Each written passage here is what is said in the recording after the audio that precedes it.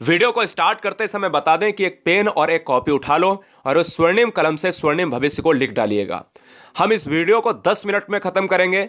Last में उसी trick के आधार पर हम कुछ क्वेश्चंस भी कर लेंगे, जिससे आपको पता चल जाए कि हाँ ट्रिक सटीक है या नहीं।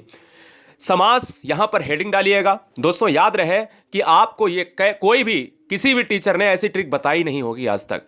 देखिए समास हेडिंग पड़ेगी, यहां से समास हेडिंग में आपको 4 क्वेश्चन स्टार्टिंग से ही इसकी परिभाषा से ही पूछ लिए जाते हैं। फिर हम चलेंगे दोस्तों ट्रिक पर, ठीक है। तो देखिएगा समास को क्या कहते हैं, तो ये जान लीजिएगा कि समास संक्षिप्तीकरण ही समास है, यानी जो संक्षेप है वही समास है, पहला क्वेश्चन। दूसरा एक स्टार बना के लिख लीजिएगा कि 2 या 2 से अधिक शब्दों के परस्पर संबंध बताने वाले शब्दों को क्या कहते हैं, तो यह भी क्वेश्चन आया है। जब भी 2 या 2 से अधिक वर्ण मिलते हैं तो दोस्तों संधि बनती है, और इसीलिए हमने इसको रेड कलर करके रखा है। याद रहे जब वर्ण मिलेंगे तो संधि बनेगी, संधि आंसर ढूंढिए ऑप्शन में, और जब शब्द मिलेंगे तो आप समास ढूंढिएगा। यानी 2 या 2 से अधिक शब्दों से मिलने से समास बनता है, और जब वर्णों के मिलने से बनेगा तो वो संधि बनेगी। Doubt clear? कोई डाउट ये आपको क्लियर नहीं कर पाएगा, किताबी ज्ञान तो कतई नहीं क्लियर कर सकती, ठीक है ना। समास के भेद कितने होते हैं ये सब जानते हैं, नहीं पता है तो लिख लीजिएगा 6 भेद होते हैं। और याद रखिए एक और पॉइंट यहां पर बढ़ाइएगा, 4 क्वेश्चन मैंने बताया, तो समास का जो विलोम होता है वो बेटा क्या होता है, व्यास होता है। ये भी यहां से आपको जानने चाहिए। समास के भेद अगर 6 होते हैं तो कौन से होते हैं, जो हम ट्रिकी वे में पढ़ने वाले हैं, 1 नैनो सेकेंड में पढ़ने वाले हैं। पहला है द्वंद्व समास, दूसरा है द्विगु समास, तीसरा है तत्पुरुष समास, चौथा है कर्मधारय, पांचवा है अव्ययी भाव, और लास्ट वन छठा है बहुब्रीहि समास। दोस्तों यही समास एग्जाम में आएंगे, इससे ज्यादा आएगा नहीं। याद रहे यहां पर सबसे पहला जो है आपको डालना है हेडिंग द्वंद्व समास। द्वंद्व समास क्या है, कैसे इसको एग्जाम हॉल में बहुत आसान तरीके से हम लॉक करेंगे।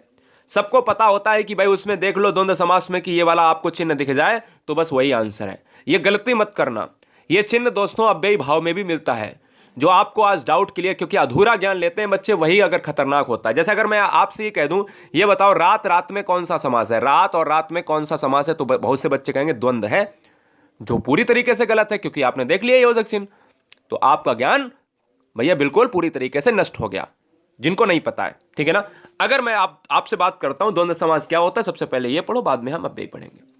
जिस समास में पूर्व पद और उत्तर पद दोनों ही प्रधान होते हैं, मतलब क्वेश्चन यहीं से बनता है, बहुत बार बना है, इस बार भी बनेगा। जिस समास के दोनों पद प्रधान हो, यानी पूर्व पद और उत्तर पद, अगर किसी समास में दोनों पद प्रधान होते हैं तो वो समास कौन सा होता है, तो लिखिए अपने नोट्स में, उसे द्वंद्व समास कहते हैं। यानी दोनों पद प्रधानता वाला समास द्वंद्व होगा, कोई डाउट नहीं। अब देखिएगा इसकी ट्रिक 2 है। अब 2 में एक ही ट्रिक आपका काम आ जाएगा। द्वंद्व समास में अधिकतम, हमने वर्ड लिखा है अधिकतम, सभी में नहीं, 99% जो है इस चिन्ह का यूज होता है, 1% नहीं होता है। 99% कहां पर होता है वो भी बताएंगे दोस्तों। द्वंद्व समास में अधिकतम जो है योजक चिन्ह का प्रयोग होता है, और द्वंद्व समास में और विभक्ति का लोप होता है। जैसे अगर मैं बात करूं दोस्तों राम सीता, एक तो इस तरीके से अगर लिखा है तो आपने ये देख लिया कि भैया ये वाला जो है, ये वाला चिन्ह लगा है तो लगा दिया, और राम और सीता इसको जब तोड़ोगे तो यहां पर निकलेगा मुख से कि राम और सीता, तो तुरंत हो गया। लेकिन दोस्तों हमेशा आपको एक चीज याद रखना है कि द्वंद्व समास कब होगा। द्वंद्व समास तभी होगा जब उसके आपस में शब्द विलोम होंगे। जैसे भाई का बहन है, विलोम का मतलब है उल्टा होना, भले ही लिंग बदल जाए, समान नहीं रहने चाहिए। द्वंद्व समास में योजक लगा है और योजक को लगाते ही द्वंद्व मत मार देना। यह भी चेक करना कि द्वंद्व में योजक लगा है और वो विपरीत लिंग के हैं या नहीं, या विपरीत शब्द हैं या नहीं, या विपरीत विलोम है या नहीं। समझिएगा मेरी चीज, और उसमें और का लोप हो रहा या नहीं हो रहा, यही नहीं बच्चे समझते हैं। जैसे सुख का जो है उल्टा होता है दुख, पाप का उल्टा होता है पुण्य, भाई का उल्टा बहन होता है, राम कृष्ण, माता और पिता, रात और दिन, है ना। तो ये क्या है, यह है दोस्तों आपके द्वंद्व समास हैं। यह चीज क्लियर हो गई। और जब सेम सेम आ जाए दोस्तों, बोले कि दिन और दिन, इसमें योजक चिन्ह देख लिया बच्चे ने लगा दिया, गलत हो जाएगा। हमें यह भी देखना है कि क्या सेम सेम तो नहीं है, अगर सेम सेम है तो द्वंद्व समास नहीं होगा। अब ये कैसे होगा ये आगे जानेंगे, उससे पहले हम द्विगु समास पढ़ते हैं। चलिए, जिस समास में पूर्व पद संख्यावाची हो, क्वेश्चन यहीं से बनता है कि जिस समास में पूर्व पद संख्यावाची हो वही द्विगु समास कहलाता है। चैनल पर पहली बार हो तो चैनल को ईमानदारी से सिलेक्शन के लिए ईमानदारी से हर शेर, हर शेरनी, हर बहन, हर भाई, हर गृहिणी सब्सक्राइब कर लें। दोस्तों याद रखिएगा, संख्यावाची अगर पद प्रधान है तो द्विगु समास होगा। ट्रिक क्या है कि अगर द्विगु समास में संख्या की प्रधानता है, बात खत्म। जैसे नवरत्न 9 आ रहा, सप्तदीप 7 आ रहा, त्रिभुवन 3 आ रहा, शतमंजिल 7 आ रहा। मेरी बात समझ में आई?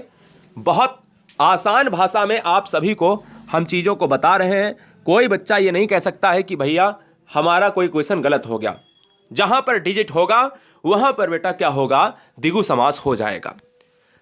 कर्मधारय, कर्मधारय क्या है? चलिए कर्मधारय पढ़ लेते हैं और फिर आपको बताते हैं वो दिन दिन और रात रात वाला जो योजक चिन्ह वाला समस्या थी वो कहां पर आपको लगानी है, वो भी डाउट क्लियर करेंगे। कर्मधारय समास क्या होता है? कर्मधारय समास हर क्वेश्चन की परिभाषा, हर समास की परिभाषा से एक क्वेश्चन पूछा जाता है जो बच्चों को पता होना चाहिए। वीडियो लाइक जरूर कर लेना अगर अच्छा लग रहा हो, और नहीं अच्छा लग रहा है तो मस्ती से पढ़ते रहो। जिस समास में पूर्व पद विशेषण होता है उत्तर पद विशेष से होता है। अब आपको समझी में नहीं आएगा क्योंकि यही तो किताब में लिखा है। याद रहे, जो समास किसी शब्द की विशेषता बताए, हमेशा एक ट्रिक याद रखो अपने दिमाग में कि कोई भी समास आपसे पूछा जाए तो उस शब्द को, जैसे काली मिर्च है, उस शब्द को तोड़ लो 2 भागों में। काली प्लस मिर्च, भले ही ना टूटे फिर भी तोड़ लो अपने मन से, भले ही ना टूटे। जैसे पीछे हमने समास पढ़ाया तो जैसे बोला नवरत्न, 9 तोड़ लिया और रत्न तोड़ लिया। कितने रत्न है? 9। संख्या आई है, बोले द्विगु समास हो जाएगा। समस्या क्लियर हो गई। ऐसे ही कोई भी शब्द आपके सामने आए तो उसको तोड़ लो। यानी क्वेश्चन में पहला तो परिभाषा आप याद कर लीजिएगा कि अगर किसी समास में विशेषण पद प्रधान है तो कर्मधारय होगा, अगर किसी समास में विशेषता बताई जाती है तो कर्मधारय होगा। अब ट्रिक देखिएगा, विशेषता बताने वाले को कर्मधारय कहते हैं, यही ट्रिक है। अब बोले सर कैसे पहचानेंगे? मैंने कहा शब्दों को तोड़िए, लिखिए आंसर, लिखिए वहां पे क्वेश्चन लिखिए एग्जांपल में कि काली मिर्च।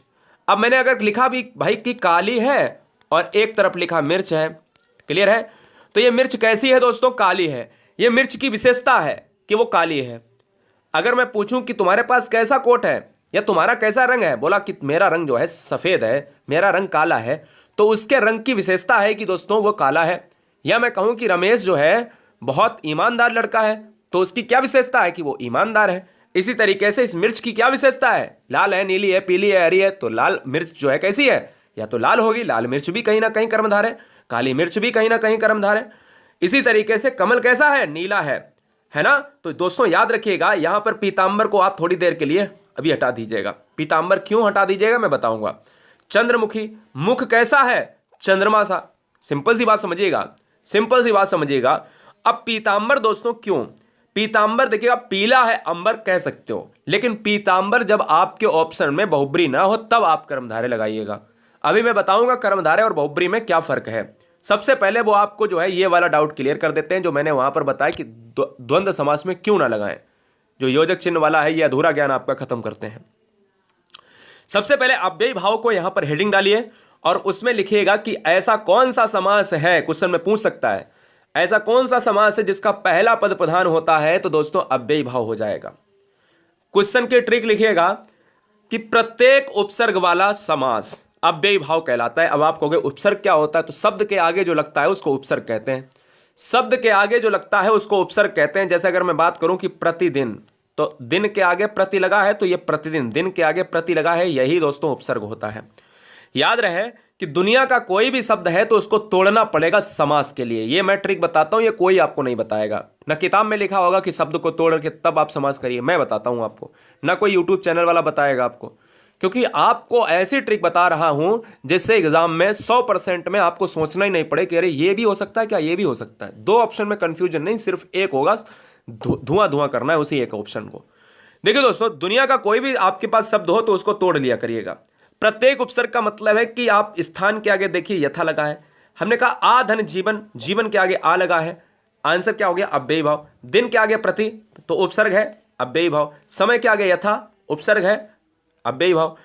अब एक और चीज लिखिए कि अगर नोट में लिखिए नीचे, अगर कोई समास रिपीट शब्द होता है, जैसे रात रात और योजक लगा है तो बच्चे द्वंद्व लगा देते हैं। कोई भी शब्द रिपीटेशन में होता है, कोई शब्द बार बार आए और उसमें द्वंद्व वाला समास का जो योजक चिन्ह है यूज हो रहा है, तो दोस्तों वो अव्ययी भाव होगा। और जब दोस्तों आपस में विलोम हो, जैसे रात और दिन, तब क्या होगा? तब ये द्वंद्व हो जाएगा। क्यों? क्योंकि आपस में विलोम।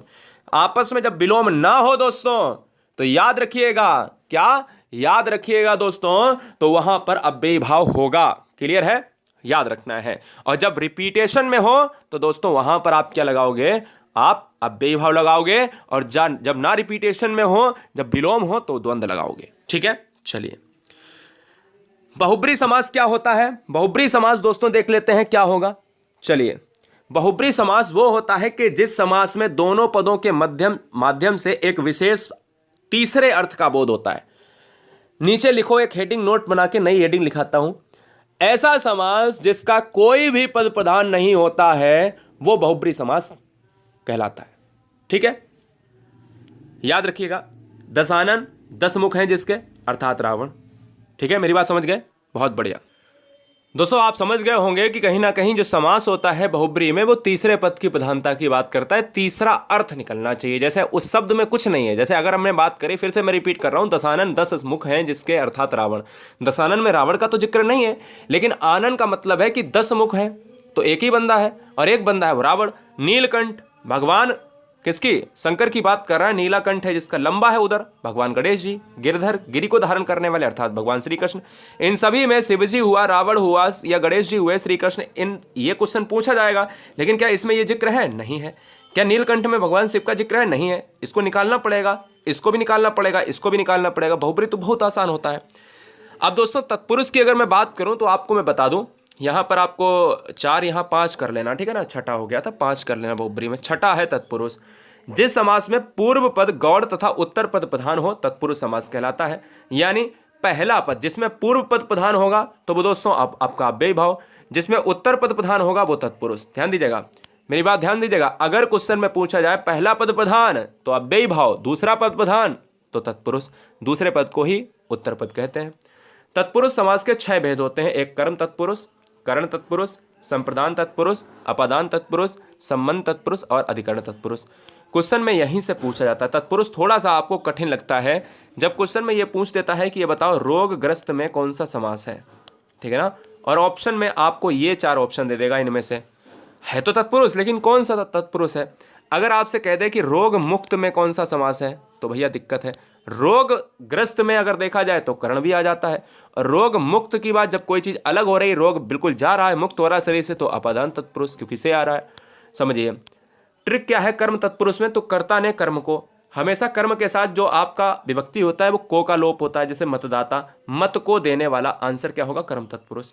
गिरह को काटने वाला, आपको उसका अर्थ निकालना होगा। गिरह को काटने वाला, तो को आया है तो कर्म हो जाएगा। यहीं पर करण तत्पुरुष में से आता है। विभक्ति क्या है? से। जहां करण कारक चिन्ह का उपयोग हो और से विभक्ति का प्रयोग हो। लिख लीजिएगा। जन्मजात में समास कौन सा है? अब 4 ऑप्शन दे दे, कर्म तत्पुरुष, अधिकरण तत्पुरुष, करण तत्पुरुष या कर्म तत्पुरुष या कर्ता तत्पुरुष, जो कुछ भी आपको दे फिलहाल। तो वहां पर अगर आपको यहां पर करना पड़ेगा कि भाई जन्मजात तो जन्म से उत्पन्न, तो जहां पर से आएगा वहां पर कर्ण तत्पुरुष। याद रहे कि अलग नहीं हो रहा है। जब से अलग के रूप में होगा तो अपादान होगा। मुंह मांगा, मुंह से मांगा, तो कर्ण तत्पुरुष। गुणहीन, गुणों से हीन, तो भाई कर्ण तत्पुरुष। मेरी बात ध्यान से सुन रहे हो? बहुत बढ़िया। संप्रदान तत्पुरुष का मतलब क्या है जान लेते हैं। जहां संप्रदान कारक चिन्ह का लोप होता है। संप्रदान कारक चिन्ह का मतलब होता है कि कोई के लिए की बात कर रहा है, के लिए। ठीक है ना, और के लिए का मतलब होता है कि संप्रदान कारक होगा। आप संप्रदान तत्पुरुष को संप्रदान कारक से जोड़िए। जैसे हथकड़ी, हाथ के लिए कड़ी है तो आंसर संप्रदान। सत्याग्रह, सत्य के लिए आग्रह है, आंसर संप्रदान। युद्ध भूमि, युद्ध के लिए भूमि, जो भूमि है वो युद्ध के लिए है, तो आंसर संप्रदान। क्योंकि सभी में के लिए आ रहा है, संप्रदान हो जाएगा।